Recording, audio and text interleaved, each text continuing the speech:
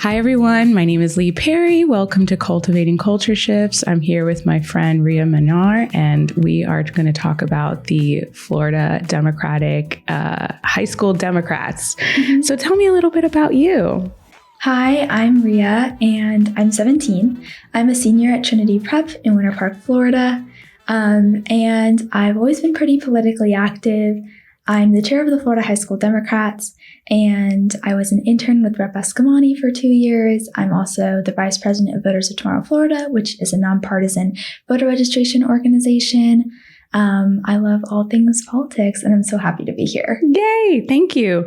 So I saw you speak at a local Orange County DEC meeting, and I was like so inspired. Immediately, I was like, this is everything that we need. Your energy, the fact that you're so articulate.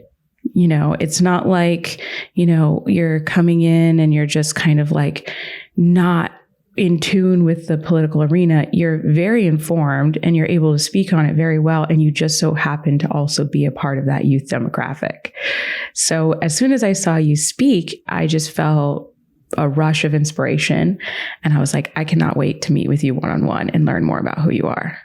Yeah, I'm so glad. Yeah, this past year I've been going like up and down the state. Like I talked to the villages, I talked to Orange County. Next week I'm supposed to be in like Lake County, like places I've never even, like Hernando County. Like my friends and I have just been going up and down the state, like talking to DECs, because there's such a fundamental, like just not like there's no like knowledge when it comes to like how to engage youth. And there hasn't been like a representative for a really long time. So, you know, like part of being like, I don't know, like the poster child for like what youth representation in Florida should like look like. It's kept me really busy, and B, like it just feels good knowing that like these knowledge barriers and gaps are like somehow being filled in and like alleviated because of our work. Because like at the end of the day, like half our work is engaging youth and the other half is telling adults that like how to engage youth and what we're doing, because people are like, oh, like kids don't vote. Like Gen Z doesn't vote. That is very untrue. There's just a lot of things that go into that. Like kids will vote, but we've never asked them to the right way. So I think that like half of our job is educating kids and the other half of the job is educating adults on, like, don't mess with kids. Right. Well, first, before we dive into all of the incredible work that you're doing, I'd love to know more about you, like how you got into this work. When did that light bulb kind of like click onto your brain where you were like, I need to be really engaged in the world that's happening around me? Definitely in 2016. I'm 17 now, so I was 9 back in 2016. And like, my parents always emphasized like serving your community is like the best thing you could ever do for yourself. And so I think that really like followed along as like in 2016, like we had like the first female candidate for president who won a primary. And so that got me really excited. People were always talking about it like on the playground of my elementary school. And so like one day, like really late at night, I like hopped onto my mom's computer in secret and like wrote it's like, you can write a message to Hillary Clinton. So I like just typed out something. And I guess that adds you to a volunteer list, because then like 3 days later, my mom got a call being like, oh, like, can we talk to Rhea? And she was like, you can, but she's 9. So we ended up vote making together. We learned how to register voters. And then like from there, like I went to middle school and then I went to high school, and like I was always pretty like well informed. I did speech and debate, like I did mock trial. I was in Key Club, like I did a lot of like politically and like community service oriented things. In 10th grade, I became a Senate page where I met like my future like partner in crime, Jaden D'Onofrio. We just happened to be there on the same week. And I also met Rep. Escamani, and I ended up getting an internship. So things just kept building on and on from there. But so yeah. That's awesome. Now, you said something that really stood out to me for a second. You said that kids were talking about the political system and the playground. Yeah, because we were only in elementary school. And at that point, like your political ideology is very much shaped by your family and what people say in your home. So you have some kids saying like wild things. But you also have some kids that are just genuinely confused. And like, civics was never tested on the FSA, which was like the standardized test that all elementary schoolers had to take. Like civics was never really emphasized in school. Like maybe we learned about it like once in 5th grade. So like there was obviously general misinformation. I was lucky enough to have parents that knew what was going on. And so like they taught me like factually correct things. Yeah. But like at that point, like everyone was talking about it because everyone's parents were already talking about it. So like even though we were all like pretty young, like my school held like a mock election where we would all go into the library and like get an I voted sticker and like vote like Trump or Clinton. Whoa. Trump won in my school. Sorry. Oh my goodness. Yeah. It was crazy. I mean, that's so fruitful for you though, as a learning mechanism to have that experience. Whereas now, and we'll talk a little bit more about the climate in this state, it doesn't really seem like something like that would ever be allowed. That would never fly anymore. Never. So, I wonder, because when I was 9, I definitely felt like something was wrong, with our world, but I felt very much separated from the information because I didn't have social media at that age, and B, I felt separated from the mechanisms to be able to really fully understand and the guidance on how to understand like the political system. I wasn't watching the news. And quite frankly, kids weren't really talking about politics on the playground, but I could feel it inside that something wasn't right. I could observe and see people that I knew who were police officers or firefighters or, people working multiple jobs that were still struggling to get by. I saw, a disproportionate amount of, wealth being administered throughout my community. I saw, a lot of poverty. I saw a lot of drug use and teen pregnancies in my high school and middle school. And I knew things were wrong, but I didn't have an idea how it was all connected on a bigger scale.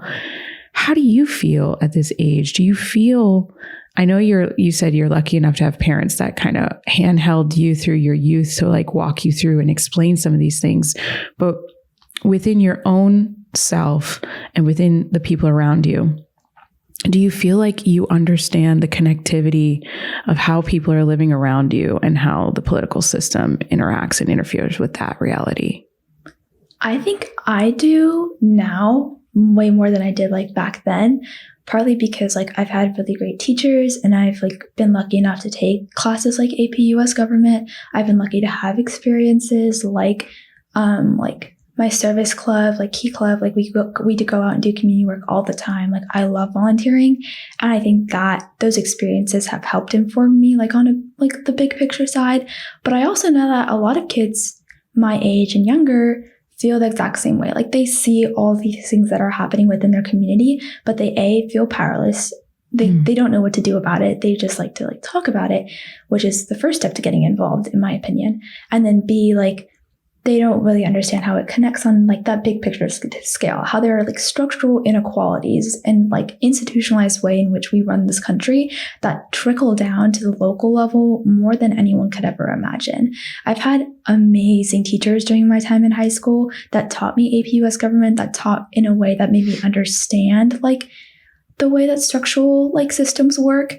But that is such a privilege and honestly just kind of luck, because not every high schooler is going to have that one transformative, one course experience. Mm-hmm.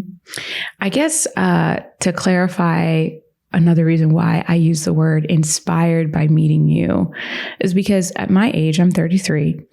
I remember hitting a wall emotionally in college, feeling like the more I learned, the more the people around me wanted to move away from the information. And even still to this day, I'm so deep in political and climate advocacy and, our governmental process as a whole in my community and in the country. But I still feel this movement towards like disengaging.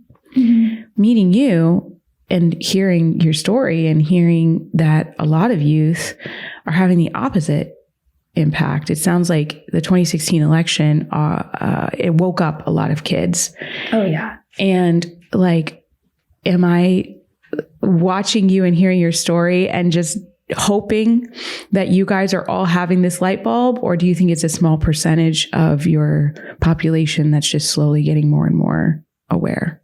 Oh no, it was very like 2020 and 2016 were like the two major election years where I think that a lot of people had that light bulb, like the Black Lives Matter movement, like as mass shootings in schools become more common, like these things, and especially like the impact of social media on everyone, like these things have like skyrocketed engagement with the political sphere. And I think that that's not necessarily a bad thing, but I do think that there are so many benefits to it, but there's also like a lot of drawbacks because we do see like a lot of misinformation happen through social media, and people love to share things, but they don't love to like learn about like the deeper ways that like it impacts people. There's like massive misinformation spreads on social media. Like it's crazy. Like we got to a point where everyone was just hitting like share on story, share on story, share on story, especially in 2020, but no one was really like learning like, what can I do about it? But people love to like raise awareness, which I think is great. I think that with raising awareness also comes with like your responsibility to educate yourself. And we saw a lot of like the first part happening and not so much the second part. But right. I think that either way, like engagement with the political sphere is just going to skyrocket as like social media becomes more accessible, current events become more accessible, and just in general, people like kids are so much more likely now to like talk about it within their schools, not because necessarily the school administration wants that to happen, but because it's such a big thing now, it can't be ignored. Like we're seeing constant attacks on education. Kids are seeing the impact of legislation firsthand in their schools, which has like never happened before. Like you never had your governor say you can't take AP psychology. This is impacting kids at like a really deep level because AP psychology and classes like that, they provide college credit. The more college credit you build up in high school by taking free courses, you don't have to pay for in college. And I think that people always understood that people may have never really understood that the government has the power to do that.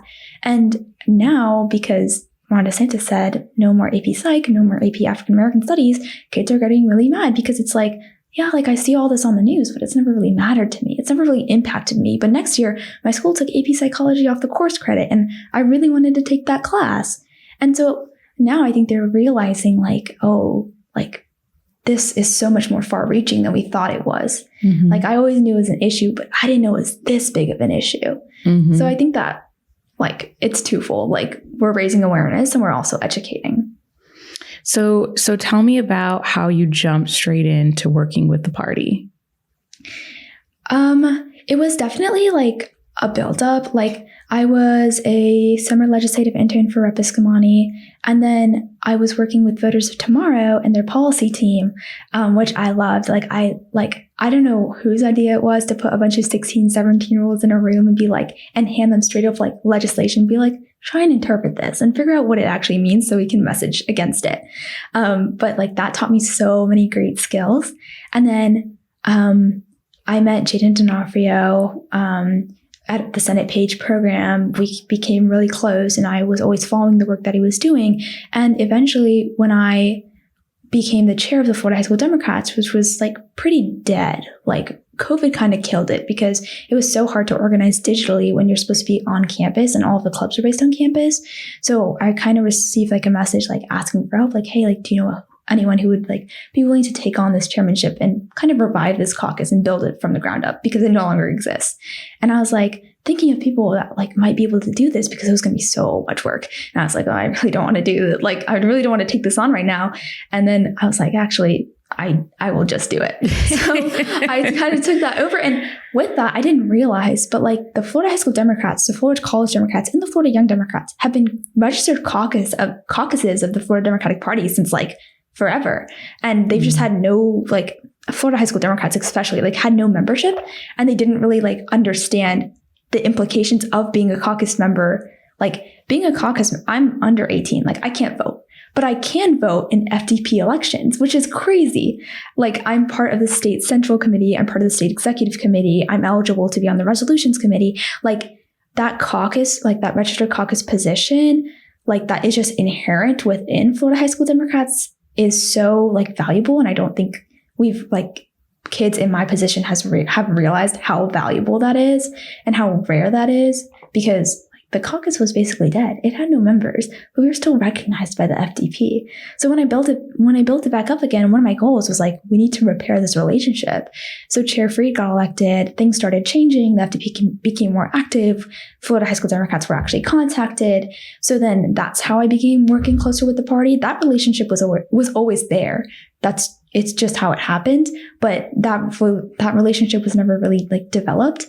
And so simply by like showing up to the meetings I was supposed to be at in the first place, that's how I kind of like weeded into the party. Like the Florida high school Democrats, Florida college Democrats, and young Democrats have always had a space within the party. But whether they were really like recognized or not, recognized that relationship or like took advantage of it was so debatable. But like this year I was like, we need to take advantage of it because A, money, and B, like it brings so much power to our voice to not be an independent, like kind of living in our own silo and have like the full force of a party backing us. Mm-hmm, mm-hmm. You know, it's so interesting because there's definitely this mentality of, well, you should really bring youth to the table, but how? And when you think about, especially with our political system, I think there's this, up until recently, there was this attitude of like, well, they still have so much to learn. It's on them to catch up. Whereas, like you said, there's so much power in giving really adult and big legislative responsibilities to the youth and let them rise to the occasion and really push themselves to learn. That's how you really bring youth to the table, right? Yeah, I think that there's so many opportunities for training. And I think it's a mutual relationship. As much as adults can give me training on like VAN and like how to really organize, I can then take that education and translate it to like how to organize for youth, how to bring youth out to events. And it's also like a reciprocal relationship. As much as they give me training and like I learn how to organize and I learn like all these skills, I also give education. Like if you're asking high schoolers to show up to a DEC meeting with a significant other, which happens in Democratic Women's Club all the time, they're not going to show up.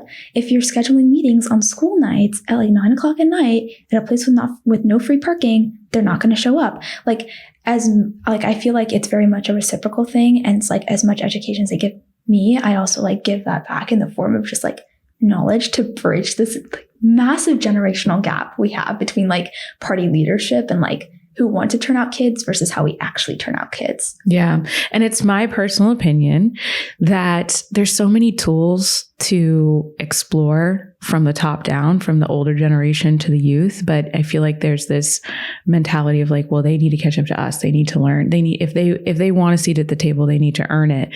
To me, you know, I see so many missed opportunities for candidates and for the party to use social media as like an education tool, to be able to use things like Slack and Signal and Discord and all these tools that are right here at our fingertips. That most of my job is training older advocates how to use those tools to just get better organized. Whereas you bring a member of the youth forward, put them in a leadership position, they'll immediately know how to use Google Docs, Zoom, all these tools. And you get so much more energy and so much more reach by just learning how to use the free tools that are at our fingertips today. Yeah. And like kudos to the new FDP comms team. Like they've low-key been killing it. Like they're becoming so much more active on social media, and they're becoming like so much more, like they're becoming so much better at like giving out weekly messaging points to all the caucus heads to like give us like these free graphics and stuff that we can post. So we all have like unified messaging, which has been an issue before. Like half the party saying one thing and the other half is saying a different thing. Yeah. So they're kind of like bridging that gap, and they're like becoming more aware of like, oh, like if we put this out, like how would that affect certain demographics? Like whether that be youth, the Hispanic community, the Black community, they're doing a lot better demographic specific messaging. So like it's getting better. But in previous years, that has been like a massive gap that we've just like not refused to fill. The FDP TikTok is coming back. Like that will be my life goal by the end of this year. Like you will see a link in the comments below when it's ready. Before I leave, like I really want the FDP TikTok to be back. It exists, but it's just not active. Like if I have to run it myself, I will. I feel like TikTok is such an untapped like Gen Z messaging base. Like it could be so good. Like the Democrats like the DNC account just passed like 500K followers, and like they make memorable content that shows up in people's For You pages. And I feel like it's TikTok is such a lost opportunity for candidates. And it's so good for messaging, because the way you message on Twitter and Facebook should not be the same way you message on TikTok at all. And I feel like we love to like copy and paste across platforms because it's just easier. But I feel like really taking the nuances of who are you actually like broadcasting this to, because I guarantee you there's no 14-year-old that's on Facebook right now. Like I didn't even I barely know how to work Facebook, but TikTok, Twitter, like I'm adept at that. That's so funny. Yeah, I feel like we need to try everything. We need to do everything. We need to try everything. And we need to do exactly what you said, like message differently across platforms. But I'm just now seeing a breath of fresh air coming into play where communication teams are actually trying, which is good to know.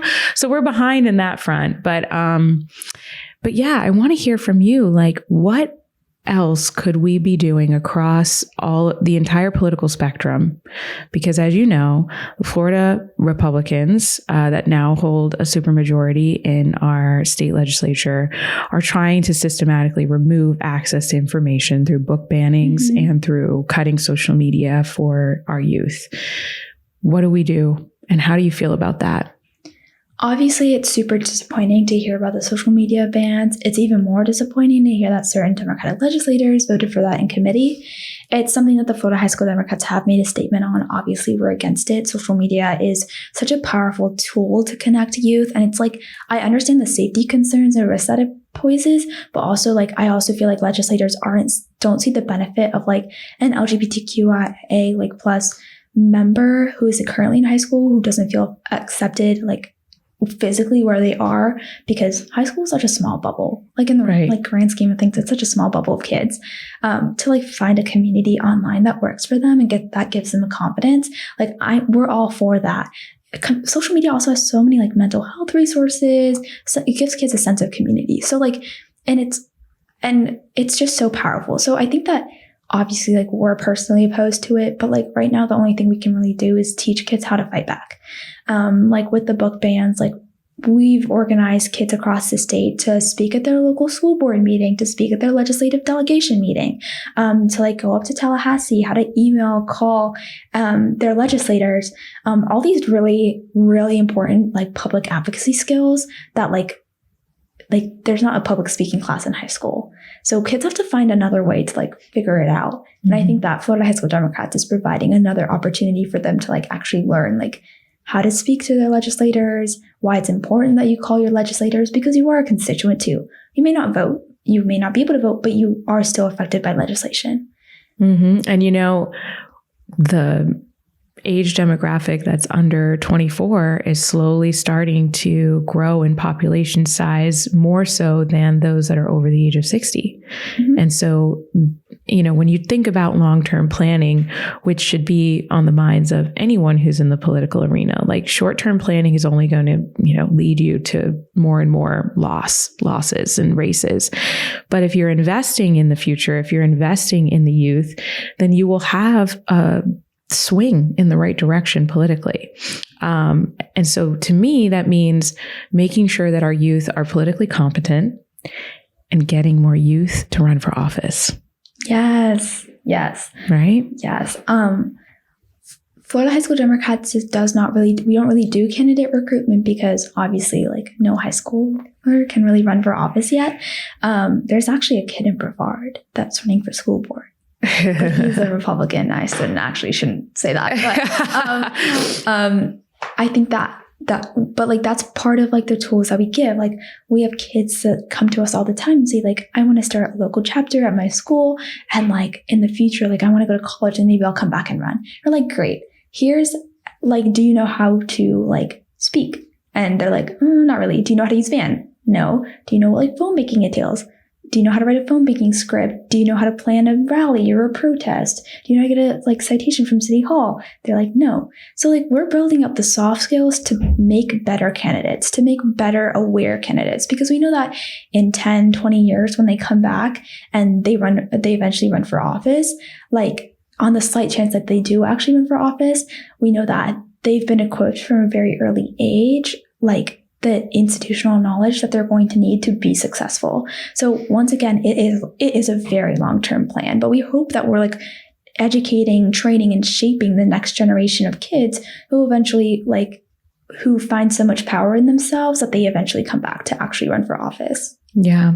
And let me tell you, the system of how we recruit and message around various candidates has a lot to do with polling. And the way we conduct polling is so archaic. Oh, it's so bad. I could go on forever. It's terrible. We're even on the national scale, I see on Twitter all the time, Biden's doing so bad with young people. But then I actually go in and look at how they polled, and they're like, we called landlines. No high schooler has a landline. No one has a landline at age. So I don't know why we're calling landlines. That's already such a skewed population, because people with landlines who are younger are more likely to be rural. It's so bad. And also we refuse to text kids for polls. It's really bad. I don't trust any polling to young people, because I feel like it's so hard to do, other than the Harvard Kennedy Center Institute of Politics usually does a really good one, and the Civics Center at Tufts. Those are done by youth. My friend is actually worked for the civic engagement program at Tufts, and she sent out polls, and they were made by kids age to 24. They were sent out by kids age 24. They actually use social media. It's so much better and more reliable. Yeah. And I'm sure that when a consultant or when the party is using these firms to not just conduct these polls that are predominantly on landlines and are predominantly being done in the middle of the day on a weekday to quite frankly an older demographic, they're also, when they do start to do phone banking or text banking, they're pulling from a van or from a data source that doesn't have the youth.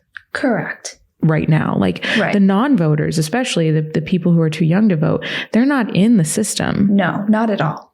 If you go into Van and you do a quick lookup and you say, how many 18-year-olds are there? How many 18-year-old Democrats are there in the state right now?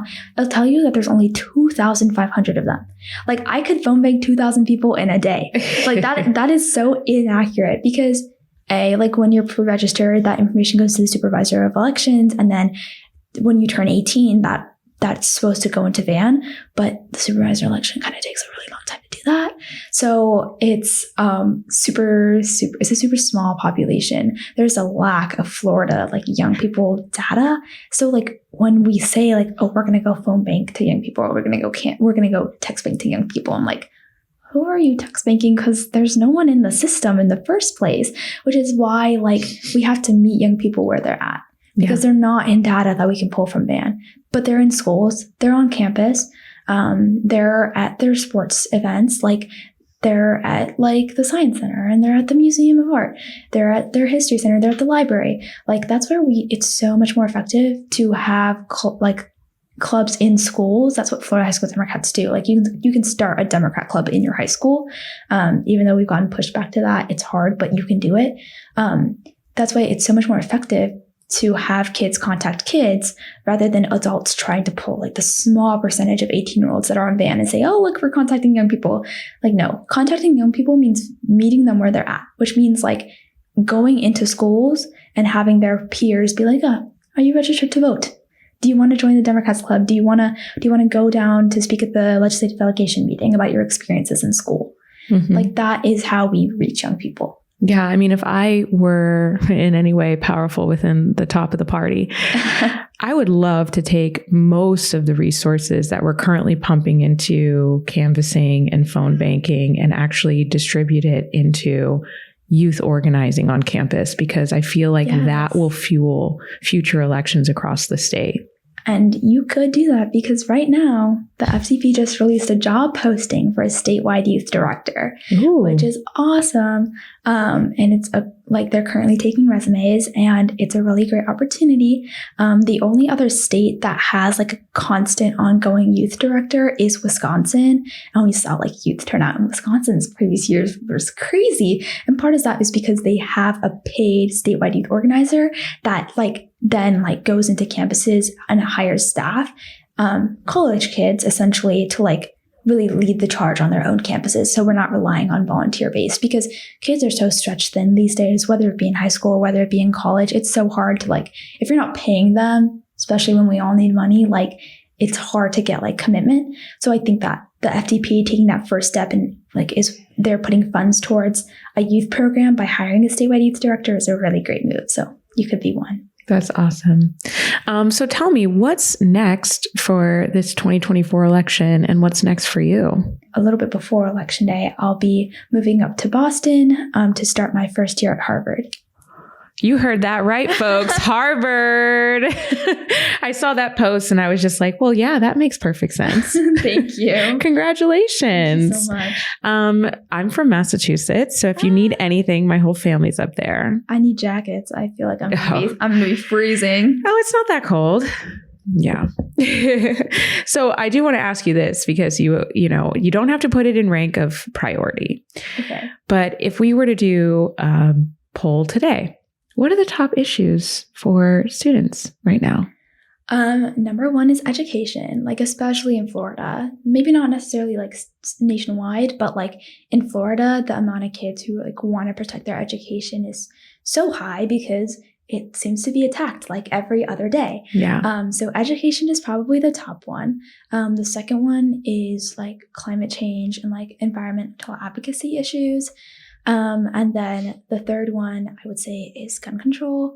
Like, and obviously within the education realm comes like student loan debt forgiveness, not only like protecting DEI on campus, but also like making sure that certain courses that is literally available to every other American high schooler is also available to Florida high schoolers. So like, yeah, those are my top three: education, climate change, and gun reform. You know, what's so funny though, recent polls that I've seen for candidates that are running for office either in 2022 or this year, they don't have those things on the top of the list. It's so crazy. And especially since I'm like a climate activist, I've always said climate is one of the, climate and the environment and clean energy. These are things that are nonpartisan that I know across the political spectrum. People are interested. People will come out for a rally around a forest or around an essential wetland or something. And it's really, I think, a gateway conversation to helping to bridge the gap between that heavily partisan, atmosphere that we have here in this state. But when you see a poll that basically creates the outline of how we spend our resources for a race, the environment's either at the bottom or never even makes it on the question, like on the questionnaire. It's like, what? Wild. I also like 2024, like abortion is going hopefully be on the ballot. Maybe we'll see. I think these two ballot initiatives are going to be really key into driving out youth. Like, there is such an untapped base of college campuses. Like, literally so many college kids are so in favor of like abortion. And like one of the things that we're looking to do for students for Biden is like we want to hire like a fraternity and a sorority, like a Greek life coordinator, so we can get like fast sororities out to vote, because those are massive untapped bases within college campuses, which are already untapped bases. So I think that like those ballot initiatives are really going to push kids to the polls. We just have to make sure that they know like it's on the ballot this year. Like I don't even care if you want to come out and vote for like a particular candidate. Like you come out because you want to vote for abortion, you want to vote for weed. Yeah. Do young people today, because I know right now, I don't want to get too deep into it, but I definitely do need to address the elephant in the room. There is a huge wave of friction between the youth and between the older generation when it comes to Joe Biden right now. Mm-hmm. And I think in my perspective, it's never been directly told to me that down ballot races are essential to be voting in. Mm-hmm. When it comes to a presidential election, it's so front and center that we need to focus all of our time and energy on like the presidential race. Mm-hmm. But right now, with everything that's going on with the, Israel and Palestinian conflict and student loans and, the Supreme Court basically like removing our rights, and people are upset. Mm-hmm. And I don't think that people are excited to run to the polls and vote for Joe Biden right now. Yeah. Which is exactly what we need in order to get the turnout. It's different in contrast to 2020 to now, when we just experienced 4 years of Trump, where every single day it was just a weight and exhaustion to know that he was in office stirring the pot in every single fight and causing us a lot of harm for our future. Now, his rise to being the nominee on the Republican side is very scary and a very real threat. But is it enough to make people energized to go to the polls when people have been so disappointed in Biden right now? Yeah, definitely. Like statistically, Biden's popularity with young people is not doing so hot. But also like the way that we're deciding to take students for Biden in Florida is in a little bit of a different direction than some other like solidly blue states are taking it. We're really emphasizing down the ballot races. Like we're really emphasizing like the U.S. Senate race with Debbie Merkel-Powell.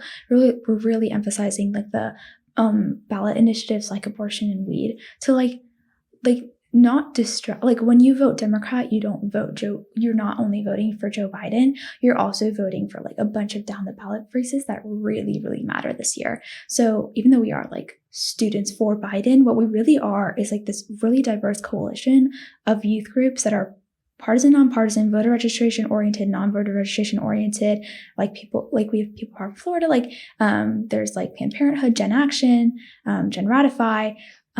We're like all emphasizing like when you go to the ballots, when you go to polling places this year, you don't go to vote for Joe Biden. You go to vote for your rights.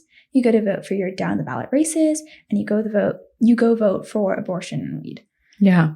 Yeah. And that's something that even with my friends in my 30s, I have to have these debates, my liberal friends, because one person is not representative of an entire administration, let alone an entire party. Right. And, obviously it's hard to make that case because of the way that the news markets everything so heavily contingent upon one individual. Correct. But it's like when you're voting for a presidential nominee, you're voting for a package of people and issues and messaging points that directly correlate to your overarching quality of life. And it's okay to disagree with a percentage of what that administration is about. But you have to really look at your choices like you're looking at multiple boxes being checked, not just one person, right? Yeah, like we really want to like reduce apathy towards like the Biden-Harris administration. Like that's a goal, but like the overarching goal, like what's going to be the dominating force of our work this year is going to make sure that kids know what's on the ballot this year, and it's not limited to Biden. It's not limited to the president at all. So like the way we're going about this and the way we're messaging is really like you vote blue because like your rights depended on it, because they do. And that's not going to be solved by voting for one presidential candidate over another. It's going to be solved by voting for ballot initiatives, and it's going to be solved by voting for down the ballot tickets. So like by no means are we expecting Florida to go completely blue by 2024. Like once again, this is a long-term goal. This is a long-term plan. It's not going to be fixed in the span of 6 months. But what we are looking for is for a higher rate of Gen Z turnout, because in 2022 was absolutely abysmal. So any way we can get that number up would be great. And we are looking for wins, maybe not necessarily at the national scale and the presidential like candidate ticket, like maybe Florida doesn't turn blue for Biden, but maybe Florida turns blue for Debbie Merkel-Powell. Maybe Florida turns blue for abortion, for weed, for like any down the ballot state house representative. And that's what we're really looking forward to. Yeah. Awesome. So in closing, I'd love to tell people how they can support you, how they can support the activities that you're working on, and how people can get involved. Yeah. If you're a high schooler, you can join Florida High School Democrats and potentially start a club or join one of our teams by going to @FLHS Dems on Instagram or Twitter. And if you're an adult and you want to support our work, you can also go to our Instagram and Twitter, and there's a link to donate. Awesome. Thank you so much for being here and for inspiring me. Thank you so much for having me. I could cry. I'm just so impressed. Thank you. Awesome. And we'll tune in next time. Thank you. Thank you. Bye.